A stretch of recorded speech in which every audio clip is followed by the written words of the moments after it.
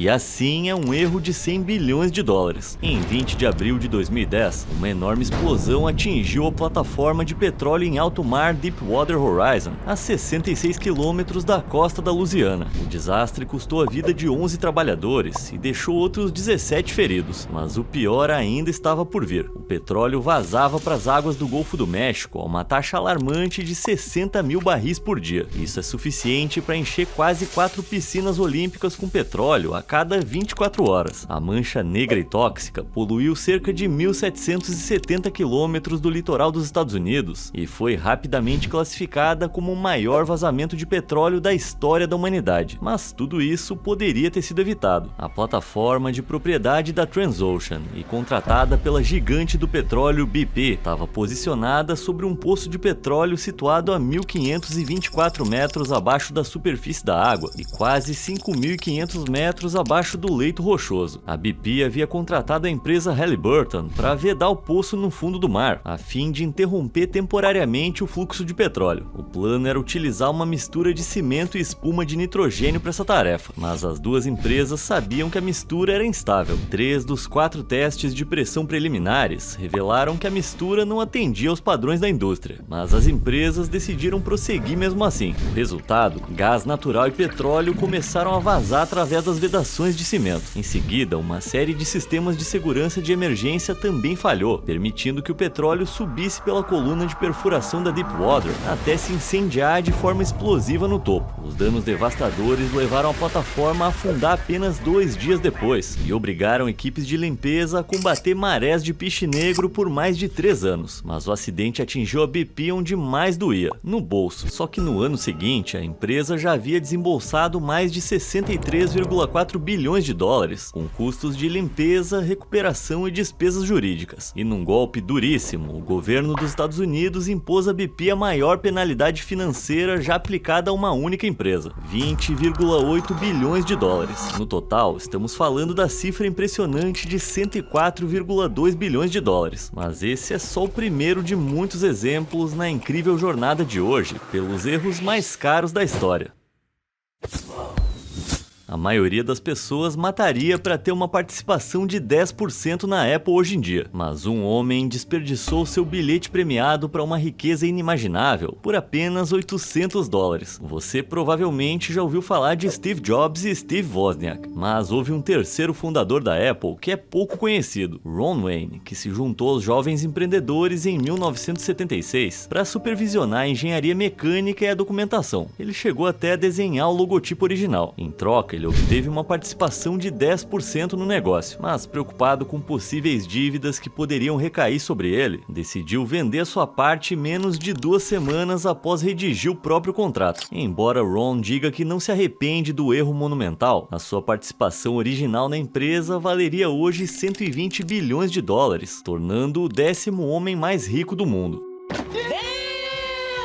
A gigante global de tecnologia está avaliada hoje em impressionantes 3,5 trilhões de dólares. Portanto, até uma pequena fatia dessa empresa poderia mudar a vida de alguém. Agora, uma coisa que o Ron se arrepende é de não ter guardado o contrato original, que ele também vendeu por 500 dólares na década de 90. Infelizmente, para ele, esse mesmo contrato foi vendido em um leilão da Sotheby's em 2011 pela incrível quantia de 1,6 milhão de dólares. Quando se trata de acidentes aéreos, nenhum se compara ao desastre ocorrido em 2008, durante o voo de teste do bombardeiro furtivo B-2 Spirit dos Estados Unidos. Essa aeronave de última geração estava decolando da base aérea de Anderson, em Guam, quando de repente a asa esquerda começou a baixar perigosamente. Sem conseguir estabilizar a aeronave, os 2 pilotos se ejetaram pelo teto da cabine e o avião caiu e pegou fogo poucos segundos depois. Felizmente, os pilotos sobreviveram, mas uma investigação foi iniciada para descobrir o que fez aquele bombardeiro de alta tecnologia fracassar desse jeito. A investigação revelou que os sensores de dados de voo, que ficavam expostos, haviam sido inundados por água devido a uma forte chuva antes da decolagem. Isso significava que as leituras de pressão do ar durante a verificação pré-voo estavam muito altas. Consequentemente, os sensores encharcados de água foram recalibrados de maneira incorreta. Só que quando os pilotos ligaram os aquecedores dos sensores, a água evaporou. Assim, embora as leituras métricas parecessem normais, na verdade estavam muito baixas. Esses dados incorretos fizeram o computador de bordo exibir uma velocidade do ar errada, levando os pilotos a tentar decolar a 246 km por hora, em vez dos 267 exigidos. Para piorar a situação, as leituras imprecisas de pressão do ar fizeram com que a aeronave assumisse uma inclinação acentuada de 30 graus para cima. Com uma inclinação excessiva e velocidade muito baixa, o avião entrou imediatamente em stall, resultando em uma queda inevitável. Mas a revelação mais grave ainda estava por vir. Em 2006, essa vulnerabilidade dos sensores havia sido descoberta pelas equipes de voo e manutenção, só que ninguém pensou em registrá-la. Essa falha de comunicação custou muito caro, já que a aeronave estava avaliada na cifra astronômica de 1,4 bilhão de dólares. Destaque para o verbo no passado: estava. Erros catastróficos podem acontecer em qualquer lugar, como comprovado pelo navio cargueiro Baltic Ace, que afundou em apenas 15 minutos no Mar do Norte em 5 de dezembro de 2012. A embarcação de 23.500 toneladas naufragou a 65 quilômetros da costa holandesa após colidir com o navio porta-containers do Chipre Corvus J. O acidente resultou na morte de 11 dos 24 tripulantes e no naufrágio de mais de 1.400 carros novos da Mitsubishi que estavam sendo transportados do Japão para a Rússia. Embora o Corvus tenha conseguido permanecer à tona e auxiliado nas buscas por sobreviventes, os destroços do Baltic Ace foram parar a quase 30 metros de profundidade em uma das rotas de navegação mais movimentadas do mundo, o que prejudicou a segurança do tráfego marítimo e criou o risco de vazamento de substâncias perigosas no meio ambiente. Em 2014, a agência Reichswasserstaat contratou as empresas parceiras Boskalis e Mammoth Salvage para remover os destroços, processo que começou com a extração dos 540 mil litros de óleo restantes. Mais de 18 navios e 150 pessoas participaram de uma enorme operação para remover a embarcação naufragada, o que só foi possível içando os destroços irreparavelmente danificados por partes. A partir de abril de 2015, o navio foi cortado em 8 seções e trazido à superfície em pedaços. Olha o tamanho enorme da embarcação. Aqui está a proa, com todos os carros que estavam dentro totalmente destruídos. As investigações atribuíram a colisão a erro humano. Os oficiais de navegação dos dois navios não perceberam o risco iminente de colisão e falharam em se comunicar de forma eficaz e em executar medidas corretivas. A gigantesca operação de resgate custou por si só 67 milhões de euros, o equivalente a cerca de 75 milhões de dólares atualmente. Somando esse valor ao custo de 60 milhões de dólares do Baltic Ace, aos 10 milhões para reparar o Corvus e aos 28 milhões referentes à carga transportada, o erro de condução resultou em um total de cerca de 170 milhões de dólares. Em abril de 1990, após décadas de planejamento e trabalho, o famoso telescópio Hubble, avaliado na época em 1,5 bilhão de dólares, foi finalmente lançado ao espaço. Ele foi projetado para enviar à Terra imagens de estrelas e galáxias distantes, mas havia um problema: as imagens chegavam granuladas. Parecia que as fotos tinham sido tiradas com uma torradeira. A NASA acabou constatando que o espelho primário de 2,40 metros do telescópio estava na verdade com o formato errado. Ele havia sido fabricado pela Perkin-Elmer Corporation, e a origem do problema foi identificada como uma falha de calibração no equipamento de fabricação de espelhos da empresa. Fabricar um espelho gigante, leve e perfeitamente parabólico não é tarefa fácil. Primeiro, blocos de vidro de borosilicato são fundidos em um molde ao longo de uma semana. Em seguida, durante 3 meses, o vidro é girado e resfriado de 1.200 graus para 650. Por fim, o espelho passa por processos de desbaste e polimento com uma precisão de 20 nanômetros, etapa que pode levar mais de 2 anos para ser concluída. Porém, um erro de calibração nessa fase fez com que o espelho do Hubble apresentasse uma falha de apenas 1/50 de espessura de um fio de cabelo humano. Pode parecer nada, mas considerando o custo colossal de 1,5 bilhão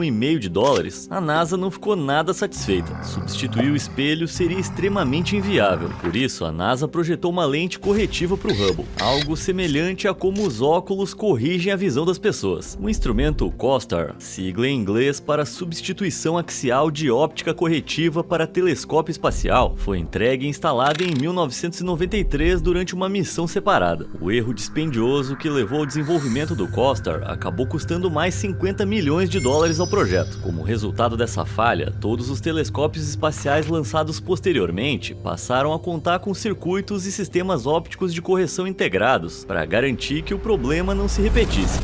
O dia 4 de junho de 1996 foi um dia sombrio para a Agência Espacial Europeia. A data marcou o lançamento do mais novo foguete não tripulado da Europa, o Ariane 5, sucessor do extremamente bem-sucedido Ariane 4. Ele carregava 4 satélites caríssimos e até chegou a decolar, mas 37 segundos depois do início do voo algo deu terrivelmente errado. A uma altura aproximada de 3.700 metros e viajando à velocidade do som, o computador de bordo acionou de maneira repentina e inesperada a sequência de autodestruição do foguete. O foguete, juntamente com os 4 satélites, explodiu, se transformando em uma massa irrecuperável de fumaça, fogo e destroços. Os europeus ficaram compreensivelmente arrasados, mas descobriram que todo o acidente se deveu a um simples erro de programação. O Ariane 5 reutilizava um software funcional do seu antecessor, o Ariane 4. Infelizmente, os motores mais potentes do Ariane 5 causaram uma falha que não havia sido detectada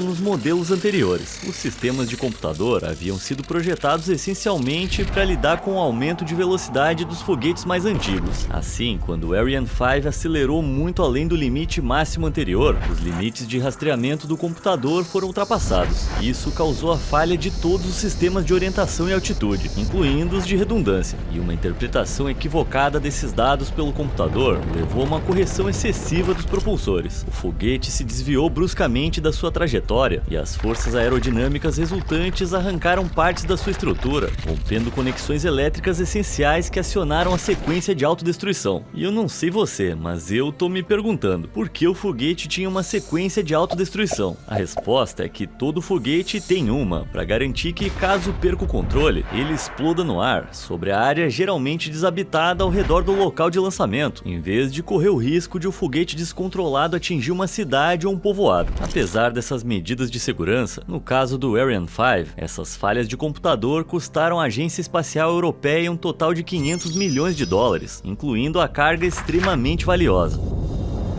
Quando a criptomoeda Bitcoin foi criada em 2008, pouquíssima gente viu valor nela. A moeda digital descentralizada chegou ao mercado valendo apenas 0,0008 centavos de dólar por unidade, e a adesão do público foi lenta. Mas o inglês James Howells percebeu o potencial da moeda. Esse entusiasta da área de TI minerou mais de 7.500 moedas em um curto período. Só que em 2010, os bitcoins ainda não valiam muito, custando apenas 8 centavos de dólar cada. Então James guardou a chave privada necessária para gastar as moedas que havia minerado em um disco rígido externo, e por um tempo meio que esqueceu o assunto. Mas em 2013 ele jogou o disco rígido fora por acidente, no que acabou sendo uma faxina muito cara. Infelizmente para ele, 2013 foi o ano em que o Bitcoin realmente começou a decolar. Em abril, a moeda atingiu o pico de 220 dólares, fazendo com que a reserva de James valesse a impressionante quantia de 1,65 milhão de dólares. Mas ele percebeu o erro tarde demais. Desesperado, ele começou a vasculhar aterros sanitários e lixões próximos para tentar recuperar os seus milhões perdidos, mas nunca conseguiu encontrar o disco rígido. Para piorar ainda mais a situação, o preço do Bitcoin atingiu o pico inacreditável de 124.517 dólares em 14 de agosto de 2025. Isso significava que em algum lugar de um aterro sanitário inglês, um velho disco rígido despretensioso valia a cifra astronômica de 934 milhões de dólares. E espera-se que até 2030 esse preço suba para 387 mil dólares por moeda, o que significa que James poderia ter cerca de 3 bilhões de dólares. Alguém aí tem um detector de metal para me emprestar?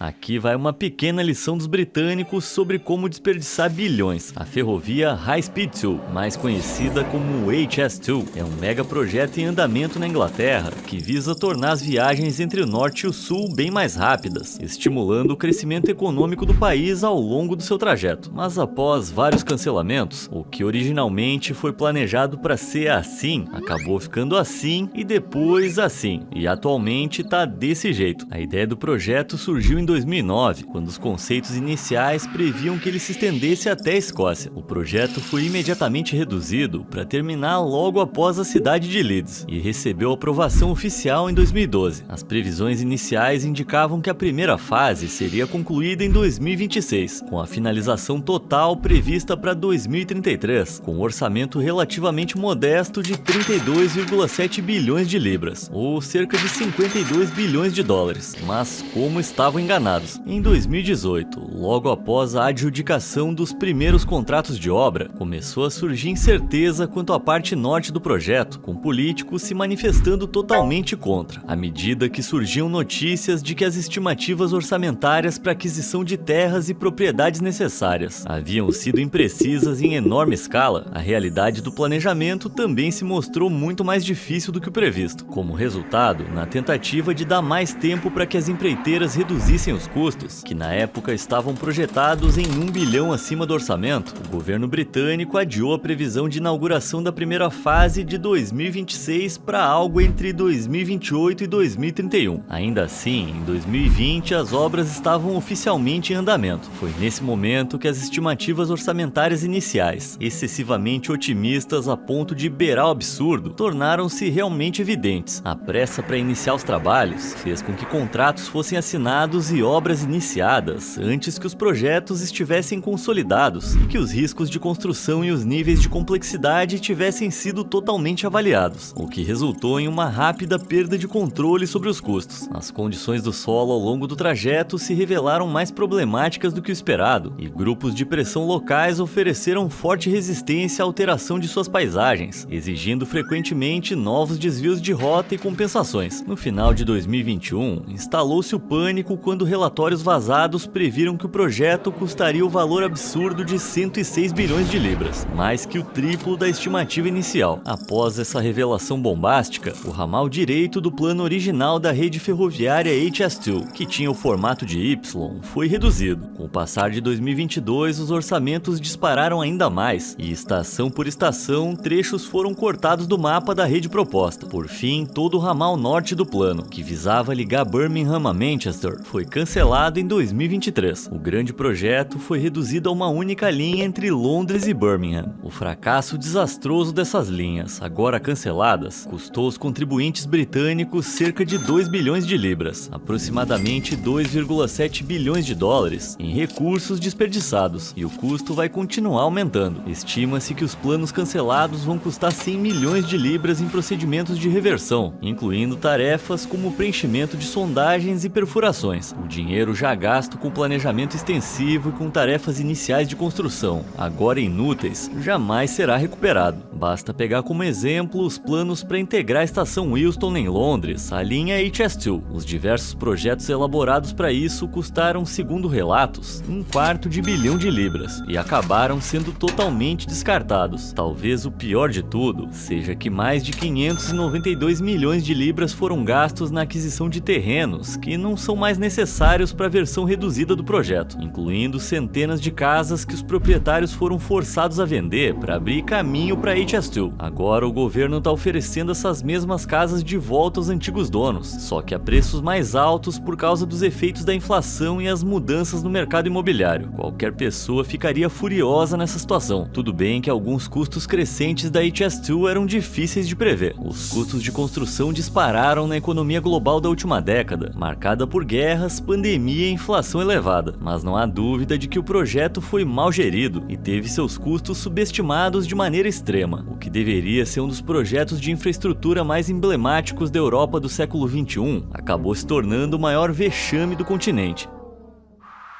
A maioria das pessoas apenas sonha em ganhar na loteria, mas para uma aposentada anônima de Coventry, na Inglaterra, esse sonho quase se tornou realidade. Em outubro de 2010, o prêmio acumulado da Euromillions atingiu a impressionante marca de 145 milhões de libras, o maior prêmio de loteria da história britânica até aquele momento, e os apostadores aguardavam ansiosamente para ver se os seus números iam sair. Após o anúncio em 8 de outubro, mais de 1.000 pessoas alegaram ser as possíveis possíveis ganhadoras, incluindo uma mulher de 70 anos, que revelou que o seu marido poderia ter jogado fora o bilhete premiado. Ela contou que jogava na loteria toda semana e sempre anotava os números em um bloco de notas antes de entregar o bilhete ao marido para ele guardá-lo. Ao ouvir especulações de que o bilhete vencedor havia sido comprado em Coventry, ela conferiu seus números e mal pôde acreditar na sorte, até perceber que o bilhete havia desaparecido. Embora algumas loterias aceitem diferentes formas de comprovação de compra, como registros de pagamento e imagens de câmeras de segurança, a regra nesse caso específico determinava que só o bilhete físico era válido como prova. Devastador. O prêmio descartado a teria tornado a 589ª pessoa mais rica da Grã-Bretanha, à frente até do Phil Collins e do David Bowie, o que torna esse erro muito custoso.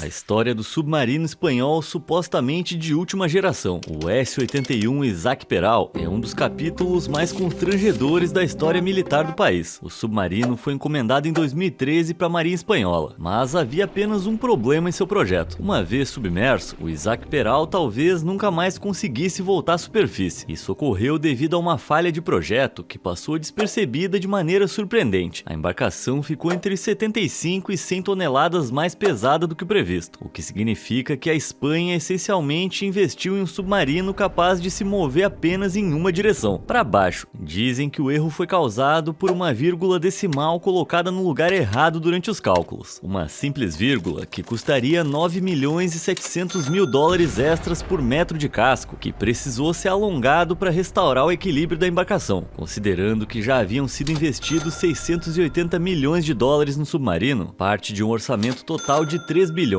para uma frota submarina mais ampla, essa situação certamente deve ter deixado o responsável com um aperto no coração. A GAF adiou a data oficial de lançamento do submarino de 2015 para 2023 e exigiu que a base naval prevista para o lançamento fosse totalmente remodelada e reformada para acomodar a embarcação finalizada. Há algo nos caranguejos das neves que os americanos simplesmente adoram, algo que a rede de restaurantes de frutos do mar, Red Lobster, tentou aproveitar em 2003. Naquele ano, a rede lançou uma promoção de caranguejo à vontade por apenas 22,99 dólares. Seus cálculos internos indicavam que esse preço, apenas alguns dólares acima do valor habitual de 14,99 do buffet, seria suficiente para garantir um bom lucro, mas eles estavam redondamente enganados. Descobriu-se que as pessoas dispostas a pagar 22,99 gostavam muito de caranguejo. As projeções de lucro da Red Lobster presumiam que os clientes comeriam até 2 pratos de caranguejo, além de acompanhamentos e pratos principais. Só que a média de consumo era mais do que o dobro disso. Isso acontece porque a carne de caranguejo não é muito densa, permitindo que os clientes comessem quantidades bem maiores antes de se sentirem satisfeitos. Além disso, comer caranguejo dá trabalho. Isso significava que os clientes passavam muito mais tempo à mesa, gerando custos maiores para os restaurantes devido à menor rotatividade de público. Os clientes realmente aproveitavam ao máximo o que pagaram. O Red Lobster, por outro lado, começou a perder dinheiro de maneira desenfreada. Eles haviam provocado sem querer uma enorme demanda pelas patas do crustáceo, que são um produto importado. Isso fez o preço do caranguejo disparar, obrigando o Red Lobster a continuar comprando caranguejos das neves a preços cada vez mais exorbitantes para honrar a promoção. Ao final de apenas um trimestre, a empresa registrou um prejuízo enorme de 3,3 milhões de dólares. Isso desencadeou um efeito cascata. Analistas de Wall Street perceberam o erro de gestão e rebaixaram a avaliação das ações, eliminando 400 milhões de dólares do valor de mercado da empresa. Fica a lição: jamais subestime o apetite do seu público. Quando o caçador iniciante Sergio Martínez se perdeu na natureza no sul da Califórnia em outubro de 2003, ele estava convencido de que morreria. Numa tentativa desesperada de chamar a atenção de helicópteros de resgate que sobrevoavam a região, ele acendeu 2 pequenas fogueiras de sinalização em meio à vegetação seca das colinas de San Diego. Embora o fogo e a fumaça tenham atraído atenção, não foi pelo motivo que ele queria. As fogueiras feitas às pressas acabaram provocando um incêndio florestal enorme e incontrolável, que se alastrou pela paisagem impulsionado pelos fortes ventos de Santa Ana. Graças a isso, o fogo se espalhou rapidamente, a uma velocidade de mais de 1.450 hectares por hora. Quando finalmente foi contido, em 4 de novembro, o incêndio havia consumido mais de 110 mil hectares, uma área de terra aproximadamente do tamanho de Hong Kong. Ao todo, 2.820 casas e edifícios foram destruídos e 15 pessoas perderam a vida. Até hoje, o episódio é considerado um dos piores incêndios florestais da história da Califórnia. Apesar disso, Sergio foi condenado apenas a cumprir 6 meses em um programa de regime de semi-liberdade com trabalho externo, além de 960 horas de serviço comunitário. Embora sua decisão imprudente não tenha custado muito a ele pessoalmente, as perdas cobertas por seguros foram estimadas em pouco mais de $1 bilhão no total, o que equivaleria atualmente a cerca de 1,76 bilhão de dólares. Em 2003, a Lockheed Martin Space Systems Company foi incumbida pela NASA de trabalhar no satélite meteorológico NOAA Prime, um equipamento de tecnologia espacial avaliado em $233 milhões e repleto de instrumentos meticulosamente calibrados. No entanto, ocorreu um desastre. Enquanto funcionários manobravam o satélite para a posição horizontal, toda a estrutura despencou repentinamente a quase 1 metro do chão. Os danos aos frágeis sistemas foram graves e foi iniciada uma investigação completa sobre o incidente. Apesar da presença de técnicos e engenheiros extremamente competentes, havia uma grave falta de disciplina procedimental em toda a instalação. Descobriu-se que, enquanto o carrinho de rotação utilizado no procedimento estava armazenado, um técnico havia removido 24 parafusos que prendiam a placa adaptadora do carrinho, tudo isso sem registrar a ação. A equipe que utilizou o carrinho depois não verificou os parafusos antes de mover o satélite, e assim se criou um prejuízo multimilionário. A Lockheed Martin teve que recorrer aos seus lucros, e com uma ajudinha do governo, as duas partes arcaram com a conta astronômica de $135 milhões pelo conserto. Na primavera de 2014, Londres viu surgir um novo e ambicioso arranha-céu em seu distrito financeiro. O edifício espelhado de 160 metros de altura ficou conhecido como Walkie-Talkie, devido ao seu design que parecia um desses aparelhos. Mas essa torre nova e brilhante escondia um segredo sinistro. Com a chegada do verão, os londrinos começaram a reclamar que a superfície côncava do prédio, voltada para o sul, concentrava raios solares intensos em certos horários do dia, elevando a temperatura a impressionantes 70 graus. O feixe altamente concentrado foi capaz de derreter revestimentos, provocar um pequeno incêndio no carpete de uma barbearia e derreter um jaguar pertencente a um empresário local. Um jornalista chegou até a tentar fritar um ovo naquele calor. Era preciso fazer algo para conter o prédio que se tornou uma ameaça. Para isso, instalou-se uma proteção solar permanente na fachada, entre o 3º e o 34º andares, ao longo de 6 meses. A obra custou mais de $12 milhões, algo difícil de aceitar, já que a construção do edifício já havia custado mais de $250 milhões. Ironicamente, o arquiteto Rafael Viñoly também projetou o Hotel Vdara em Las Vegas, que enfrentou um problema semelhante ao queimar banhistas, ganhando o apelido de Raio da Morte. Viñoly confessou que sabia que isso aconteceria, mas que não dispunha das ferramentas para analisar a gravidade do problema. Esse cara tem que parar de projetar armas em vez de edifícios. Em 10 de maio de 2000, um incêndio florestal em Cerro Grande se tornou um dos eventos mais destrutivos que o estado do Novo México já presenciou. O fogo foi iniciado como uma queima controlada deliberada, parte de um plano de 10 anos para proteger o Monumento Nacional de Bandelier e reduzir os riscos de incêndios naturais nas áreas circundantes. As condições climáticas no final da década de 1990 deixaram a região extremamente seca e suscetível a incêndios inesperados, como, por exemplo, por meio de raios. Por isso, os administradores de Bandelier esperavam que a queima controlada reduzisse a densidade das áreas de coníferas e vegetação rasteira. Infelizmente, não levaram em conta os ventos fortes no cume do Cerro Grande, onde o fogo se iniciou. As chamas rapidamente se alastraram por mais de 60.700 hectares de terra, destruindo 400 casas e danificando muitas outras estruturas, incluindo o Laboratório Nacional de Los Alamos. Felizmente, não houve perdas de vidas, mas após várias evacuações, o incêndio só foi declarado totalmente extinto em 20 de julho, momento em que os danos já eram irreversíveis. As autoridades enfrentaram duras críticas por prosseguir com a queima apesar das condições meteorológicas desfavoráveis, e o Gabinete de Contabilidade Geral dos Estados Unidos estimou que o custo total dos danos chegou a cerca de $1 bilhão.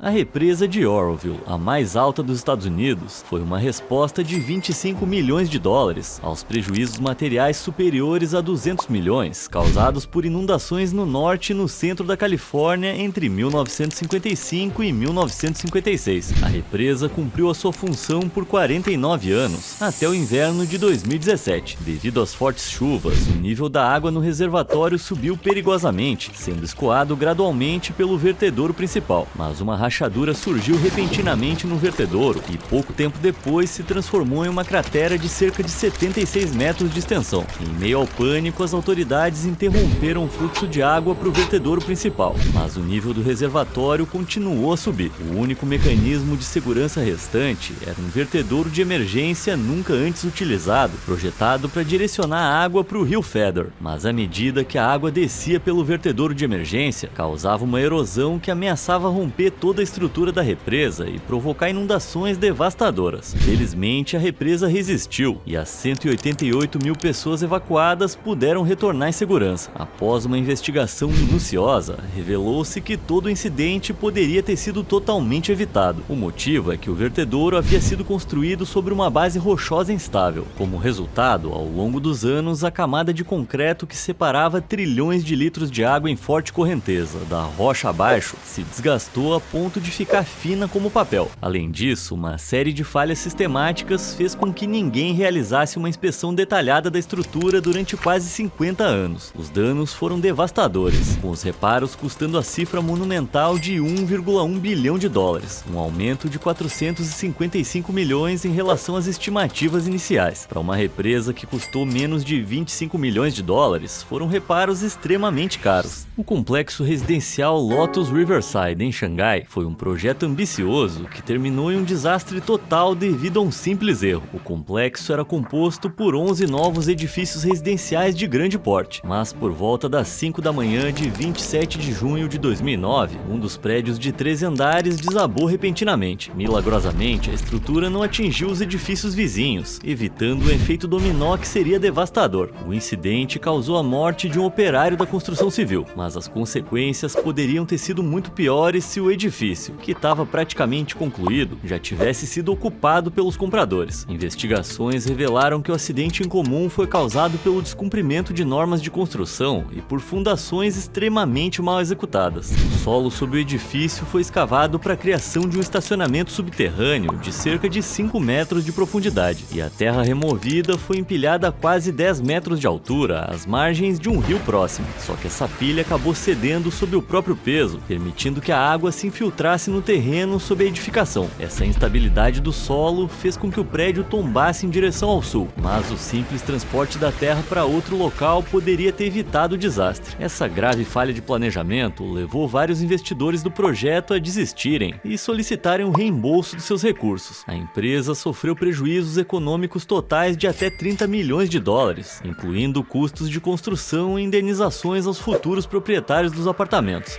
Em 1992, a cidade espanhola de Sevilha sediou uma exposição universal destinada a exibir as maiores conquistas das nações do mundo, mas o evento acabou se tornando um pesadelo de custos exorbitantes. Situados em uma ilha fluvial que corta a cidade, os mais de 100 pavilhões da exposição eram incrivelmente ambiciosos até demais. Nem todos os pavilhões foram custeados pela Espanha, mas o país financiou e promoveu os principais pavilhões temáticos, incluindo a grandiosa Praça do Futuro. O governo de Sevilha também investiu pesadamente na construção de monotrilhos e teleféricos para o deslocamento dos visitantes, bem como em 5 pontes multimilionárias ligando a ilha à cidade, além de ferrovias, rodovias e um novo aeroporto. Ao todo, esse plano audacioso custou mais de 7 bilhões de euros, valor que a cidade esperava recuperar parcialmente por meio da venda de ingressos, investimentos estrangeiros na região e turismo. Só que os contribuintes não compartilhavam desse otimismo. Moradores entrevistados na época reclamaram que o projeto drenava recursos de programas sociais e dobrava o custo de vida local. Críticos também apontaram que os contratos de construção eram obscuros e estavam associados a suspeitas de corrupção envolvendo o governo da época. Mas, deixando as polêmicas de lado, o verdadeiro problema começou antes mesmo de a exposição ser inaugurada. Uma das principais atrações planejadas, o Pavilhão da Descoberta, foi destruído por um incêndio pouco antes do início da feira, devido ao que parecia parecia ser uma fiscalização de segurança insuficiente durante trabalhos de soldagem que aconteceram na parte de dentro. Apesar disso, a exposição foi inaugurada em 20 de abril e parecia ser um sucesso estrondoso. A média de 240 mil visitantes pagantes por dia resultou em um total de 41 milhões ao final do evento, um número superior a toda a população da Espanha na época, mas não foi o suficiente. O público ficou aquém da projeção de 60 milhões, resultando em uma diferença de quase 20 milhões de pessoas, potenciais hóspedes de hotéis, clientes de restaurantes e consumidores em geral, que Sevilha precisava. Os organizadores haviam projetado receitas de cerca de 631 milhões de dólares com a venda de ingressos e mais de 1 bilhão proveniente de investimentos não governamentais. Mas apesar de as obras de infraestrutura multibilionárias e as reformas urbanas associadas terem sido financiadas em grande parte pelo governo espanhol e suas instâncias regionais, a cidade de Sevilha acabou ficando com uma dívida de 442 milhões de dólares e um local com o qual ninguém sabia o que fazer. A maioria dos pavilhões estrangeiros foi desmontada logo depois pelos países que financiaram sua construção. Outras estruturas permaneceram de pé na esperança de encontrar uma utilidade que nunca se concretizou, ficando vazias, abandonadas e desperdiçadas até hoje. Em Sevilha, as pessoas ainda visitam a área de exposição, onde, entre as estruturas em ruínas, alguns poucos pavilhões estariam passando por reformas. Já outros são atualmente utilizados como escritórios, mas para muitos daqueles pavilhões dispendiosos, concebidos para projetar a imagem de Sevilha a longo prazo, suas carcaças em decadência são vistas como o símbolo de um projeto fracassado, excessivamente ambicioso e caro, que acabou sendo um total desperdício. Agora uma história que traz não só incompetência, mas provável corrupção, que custou bilhões aos contribuintes. Em 1990, o governo da Tailândia concedeu a Hopewell Holdings, uma incorporadora imobiliária sediada em Hong Kong, um contrato para construir e operar um sistema de transporte ferroviário de massa em Bangkok. O projeto previa a construção de cerca de 60 quilômetros de vias elevadas sobre a infraestrutura de linhas ferroviárias já existentes, conectando o aeroporto Don Muang ao centro da cidade, entre outras melhorias. Esse acordo de 3,2 bilhões de dólares ocorreu em meio a grandes escândalos de corrupção no governo e sem investigações aprofundadas sobre a viabilidade do projeto ou um cronograma para sua conclusão, o que gerou desconfiança logo de início. A construção do chamado Sistema de Vias Elevadas e Trens de Bangkok começou em um ritmo extremamente lento, já que havia sido aprovada antes mesmo de a posse dos terrenos necessários estar totalmente garantida. O progresso, se é que pode se chamar assim, também foi fortemente prejudicado por constantes mudanças na liderança do governo, fazendo com que o projeto fosse totalmente paralisado e retomado várias vezes, à medida que o financiamento era cortado e restabelecido. A primeira etapa do projeto deveria estar operacional até dezembro de 1995, com o restante sendo concluído até dezembro de 99. Mas quando uma crise financeira atingiu todo o continente em 1997, as obras pararam completamente, revelando a notícia bombástica de que apenas 10% do projeto havia sido feito. Os executivos da Hopewell atribuíram a falta de progresso aos problemas do governo tailandês com a aquisição de terras, enquanto as autoridades tailandesas alegavam que a Hopewell havia feito uma má gestão dos recursos e ficado sem dinheiro. Seja como for, em 1998, a Ferrovia Estatal da Tailândia decidiu oficialmente cancelar o projeto, argumentando que o ritmo extremamente lento até aquele momento tornaria impossível que a Hopewell cumprisse o contrato de construção em um prazo aceitável. Os dois lados alegavam ter direito a uma compensação financeira do outro, dando início a uma disputa judicial que se arrastaria por décadas. Já na década de 2010, uma série de vitórias, derrotas e decisões judiciais revertidas fez com que os valores envolvidos atingissem patamares astronômicos.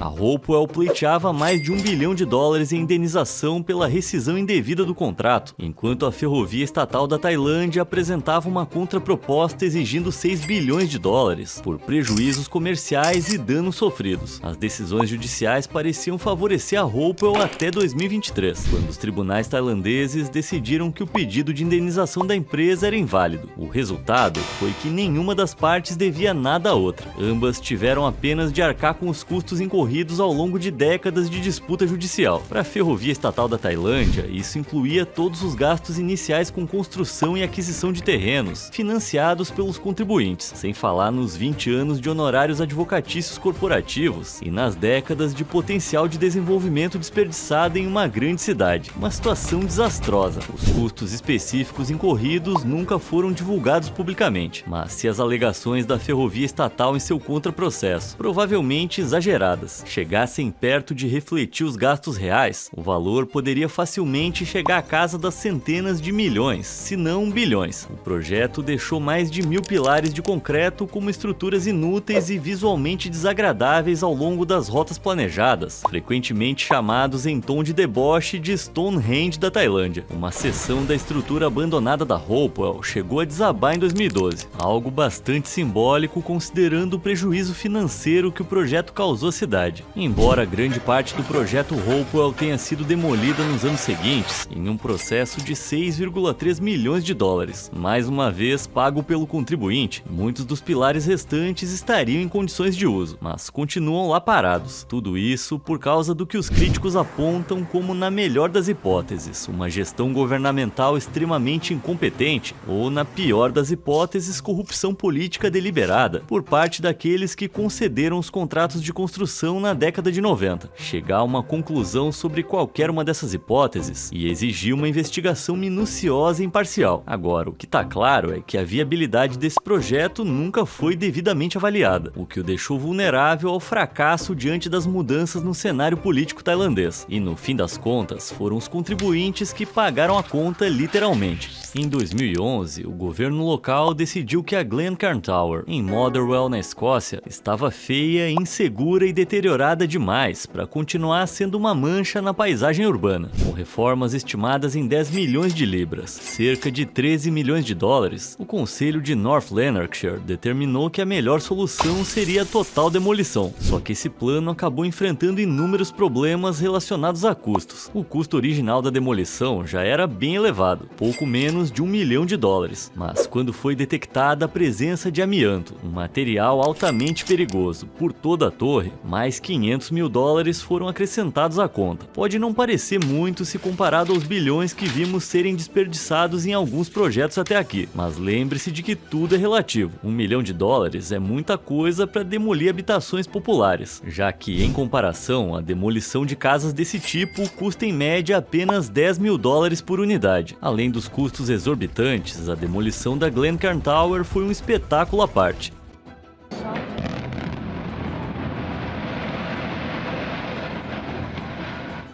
Bom, embora o custo tenha chegado a 166% do estimado inicialmente, e o local nunca mais tenha recebido habitações populares, pelo menos a gente ganhou esse vídeo incrível. Até setembro de 2021, Kunming, a capital da província chinesa de Yunnan, abrigava 15 edifícios de grande porte pertencentes à empresa Yunnan Honghe Real Estate, mas devido à volatilidade do mercado imobiliário chinês, os prédios que custaram 1 bilhão de yuans, cerca de 157 milhões de dólares, permaneceram desocupados por 8 anos. Depois que a construtora responsável ficou sem recursos em 2013, os subsolos das edificações ficaram inundados pela água da chuva, sofrendo danos irreparáveis. Com os custos de manutenção aumentando e o dinheiro do projeto indo pelo ralo, restava apenas uma opção: uma demolição em massa.